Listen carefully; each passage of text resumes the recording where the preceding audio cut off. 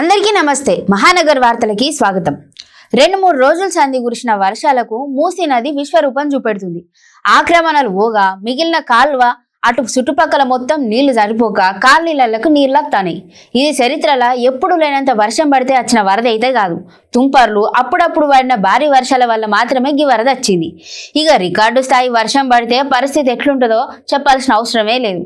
హైదరాబాద్ నగరం గుండా ప్రవహించే మూసీ నదిని దశాబ్దాల పాటు నిర్లక్ష్యం చేసి డ్రైనేజీ కాల్వలా మార్చిండ్రు. చాలా మంది అక్కడ చుట్టుపక్కల ఆక్రమించి కాలనీలు కూడా కట్టేసుకున్నారు. సర్కారోళ్ళు మూసీ నదిని ఎప్పటికప్పుడు ప్రక్షాళన చేయడానికి ప్రణాళికను ప్రకటిస్తూనే ఉన్నాయి. కానీ అడుగు ముందుకే పడతలేదు.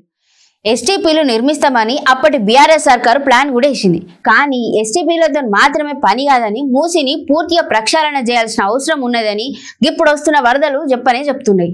ఓ మాదిరి వర్షం కురిస్తే మూసరంబావు నుంచి ఎంజీబీఎస్ వంతెన దాకా నీళ్లు పైకచ్చేస్తున్నాయి. ప్రవాహం ఉద్రేకంగా ఉంటుంది. గిసొంటి పరిస్థితులలో ఆక్రమణలు తీసేసి పూర్తి స్థాయిలో నదిని మళ్ళీ పునరుద్ధరిస్తేనే మూసీకి మళ్ళీ మంచి రోజులు వస్తాయి. డ్రైనేజీ మూసీలా గలవకుండా జాగ్రత్తలు తీసుకొని రేవంత్ రెడ్డి ఓ ప్రణాళికను అమలు చేయాలనుకుంటున్నారు. కానీ ఆర్థిక సమస్యలు, ఆక్రమణదారుల్ని రెచ్చగొట్టుడు వంటి వాటిపైన ఆలస్యం అవుతుంది. కానీ మూసి పునరుద్ధరణ చేసి తీరుతారని రేవంత్ రెడ్డి అంటున్నారు. అది ఎంత అవసరమో ఇప్పుడున్న పరిస్థితులు నిరూపిస్తూనే ఉన్నాయి.